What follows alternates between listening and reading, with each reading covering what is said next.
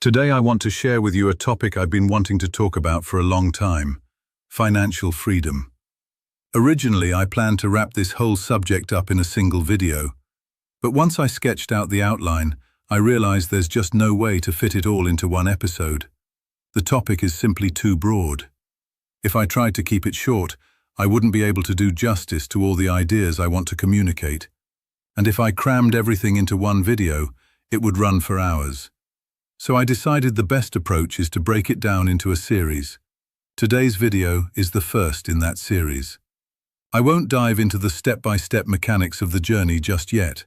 Instead, I want to focus entirely on why we should care about personal finance in the first place, and why financial freedom can create such powerful, positive changes in our lives. Before I tackle any big undertaking, I try to answer 3 questions for myself. The first is, what? What is this thing? Once I understand what it is, I move to the second, more important question. Why? Why should I do this? What will I get out of it once it's done? And only after answering those 2 do I move to the third question. How? How can I do this most effectively? The how is usually the longest part of any journey. It's where most of the effort goes. That's exactly why the first 2 questions matter so much. Without clarity on the what and the why, you can burn enormous amounts of time and energy on the how and end up nowhere. When it comes to financial freedom, these first 2 questions are even more critical. This isn't a journey of days or weeks. For most people, it takes somewhere around 10 years, sometimes longer. And it's not just about time. Throughout that entire stretch, you have to keep showing up, keep making effort, keep pushing. That's why you need to understand deeply why you're stepping onto this path, what you'll face along the way, and what you'll gain when you get there. Without that clarity, you won't have enough motivation to finish. You'll quit somewhere in the middle.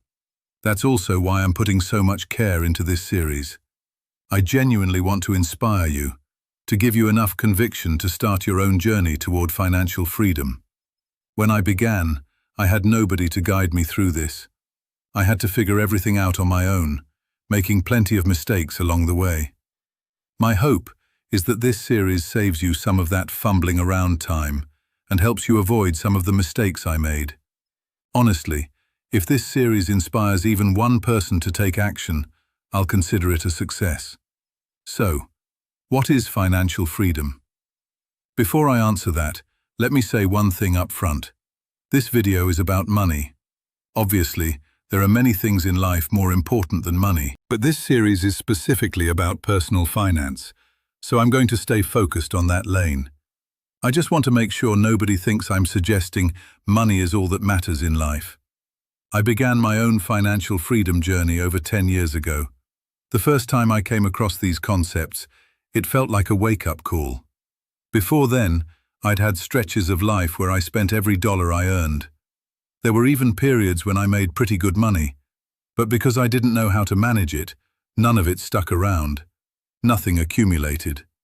As I learned more, I discovered that many young people in places like the US, through movements like FIRE, financial independence, retire early, start this journey extraordinarily early.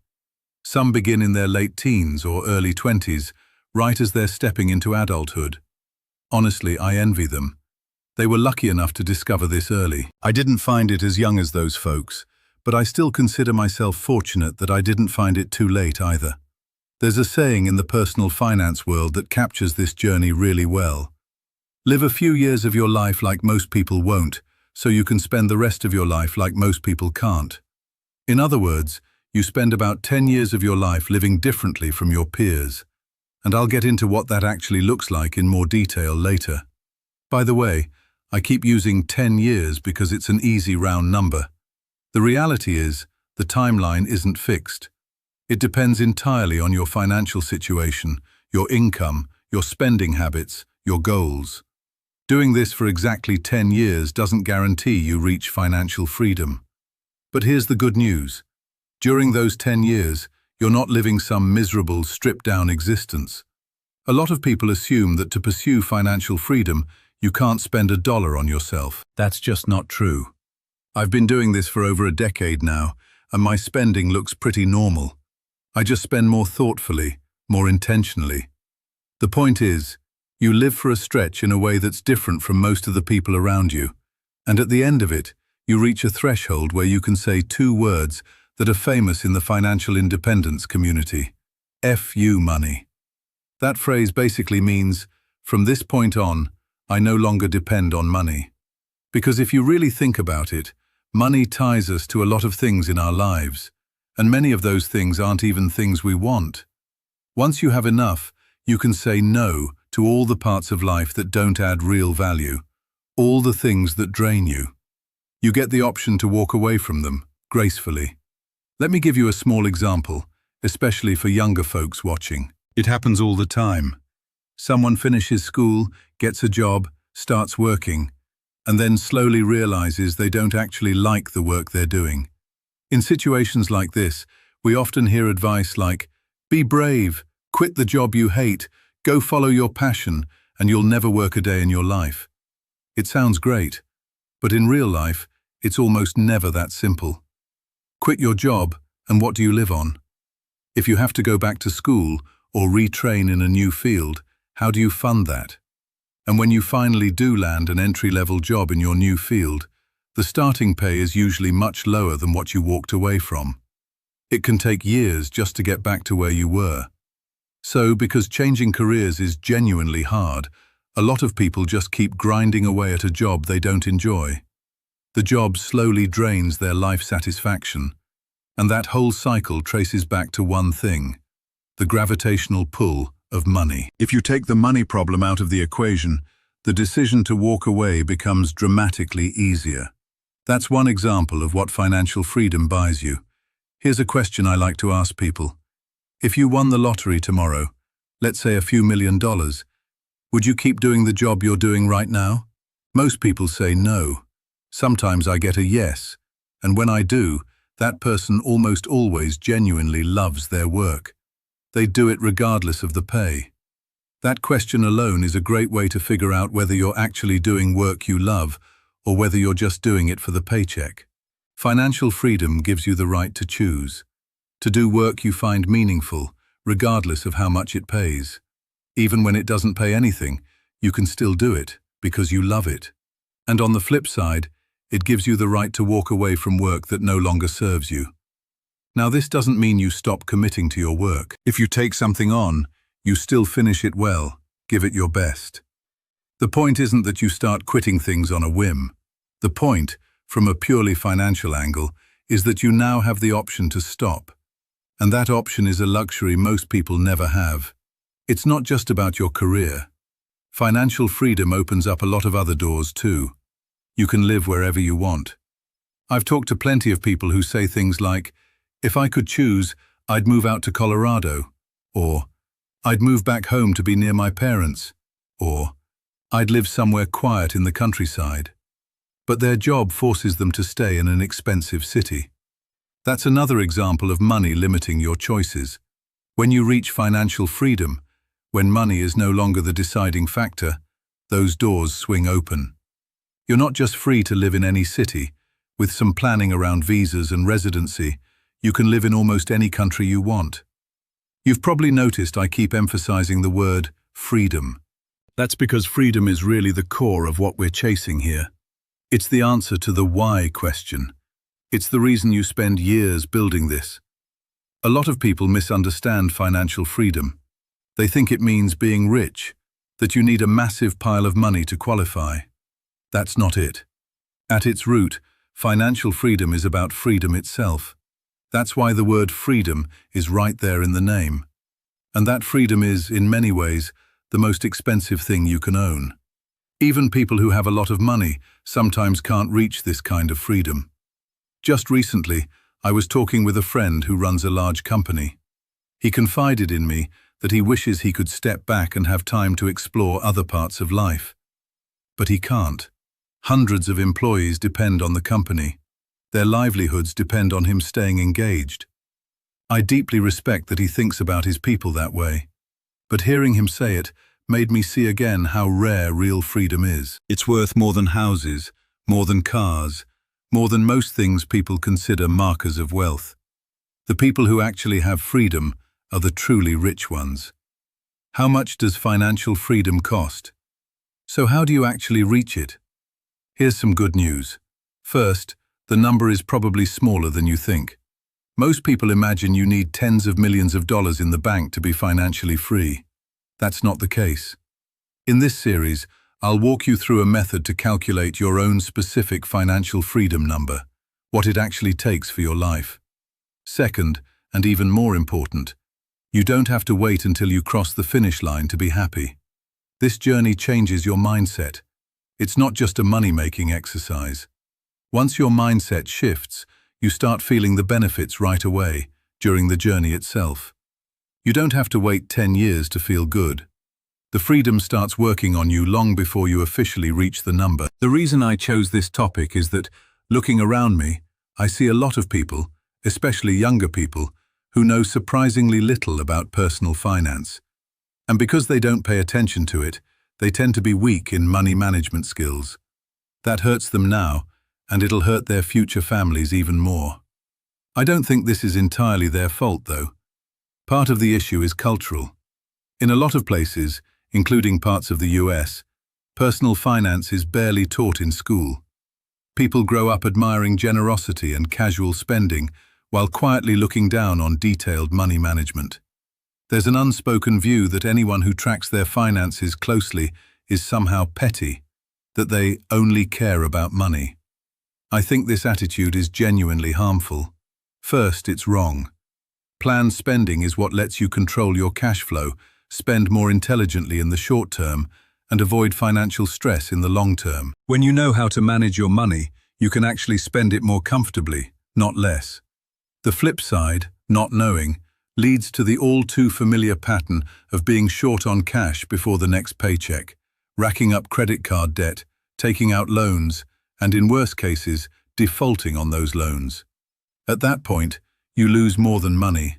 You can lose your credit, your reputation, and your peace of mind. This way of thinking also creates a dangerous habit, especially among young men, confusing living generously with spending without control. Those are two very different things. Because we don't talk about this enough, most young people enter the workforce with no preparation for managing money. When I talk to younger folks, I'm often surprised by how little they know about the basics. Most can't tell me what their minimum monthly expenses are. They can't tell me what their standard monthly spending should be. These are foundational concepts in personal finance, and almost no one's been taught them. Forget the advanced stuff. Most don't even have a basic savings plan. If they happen to save, it's usually just because some windfall came along. A year-end bonus, an extra side gig, a tax refund. They stick the cash in a checking account or maybe a basic savings account and call it a day. That's primitive, and it's not effective. And that's just on the savings side. We haven't even gotten into the more sophisticated question of how to make your money grow. The short version: most people aren't equipped to manage and control their own cash flow. And the longer this goes on, the more your money ends up controlling you, which is genuinely dangerous because it grinds down your quality of life. If you keep living paycheck to paycheck, your freedom disappears. You can't say no to anything. You can't take risks. You can't walk away. This is why so many people in the US are terrified of losing their job. The moment they lose it, they're a few weeks from losing everything. According to widely reported surveys, nearly 2/3 of American adults would struggle to cover a $1,000 emergency expense. That's not a problem with the money itself. Money isn't bad. But if you don't manage it, it manages you. There are only two options here. Either you control your money, or it controls you. Once it's controlling you, your whole life gets harder. A simple example: I'd bet many of you have either witnessed or grown up in a family where arguments and unhappiness trace directly back to financial stress. I'm not saying having money automatically makes a family happy, but having enough money removes at least one major source of unhappiness. Recently, I was talking with some friends, and we got onto a bigger picture conversation about aging and retirement. One thing somebody said really stuck with me. A lot of Americans are getting old before they ever get to live. Everyone's situation is different, And I'm not saying that retirees working into their 70s and 80s are there because of bad choices. Many of them did everything right and still got caught by healthcare costs, market downturns, or just bad luck. I have nothing but sympathy for them. But the point I want to make to younger folks watching, if you don't learn how to save, if you don't learn to manage your personal finances, you risk ending up in exactly that position, old before you ever really got to live. That's why I think personal finance needs to be understood properly, so we can take the right actions early enough to make a difference. The 3 pieces of the journey. In the next videos, I'll go into detailed how-to guidance. But to set the stage, here's the framework I've developed from my own journey. There are 3 essential pieces. If you're missing any one of the 3, the whole journey gets very hard. 1. Knowing what enough is. The first is a mindset, knowing what enough looks like for you. Think of this as the chassis of the car. It's what lets you go the distance. It's also a huge part of finding happiness along the way, not just at the end. But enough alone isn't enough. If all you do is settle for what's sufficient, you risk stagnating. You might just resign yourself to a basic life. That's not necessarily bad, but it carries hidden risks. Financial insecurity that can hit you when life throws something unexpected. Which is why you need the second piece. 2. Escape velocity, your specific number. I borrow this term from physics. In orbital mechanics, escape velocity is the speed you need to break free of Earth's gravity. In personal finance, it's a specific dollar amount that lets you break free of money's gravitational pull on your life. Once you hit it, you no longer have to worry about money dictating your choices. Knowing your escape velocity number isn't a signal to stop the moment you reach it. It's a way of giving yourself one more option, the option to stop if you want to. Without a concrete number, you're on a journey with no clear destination, which makes it really hard to stay motivated. 3. Milestones. A goal without milestones tends to stay a daydream. You think about it a lot, but never actually start. To turn any goal into reality, you have to break it down into smaller, closer checkpoints. These milestones bring the goal into focus. They give you something near enough to reach for, which keeps motivation alive. I'll cover all 3 of these in detail across the next few videos. This one has already run long, so let me wrap it up here. I hope I've passed along at least a little inspiration about why personal finance matters, and shown you how important it is to take charge of your own money. Even before you learn the techniques, just shifting how you think about money changes a lot. That mental shift alone delivers real value into your life. I'll end this episode here. See you in the next one, where I'll start digging into the actual mechanics of this very rewarding journey. If you found this helpful, please share it with people in your life who might benefit from it. Thanks for watching.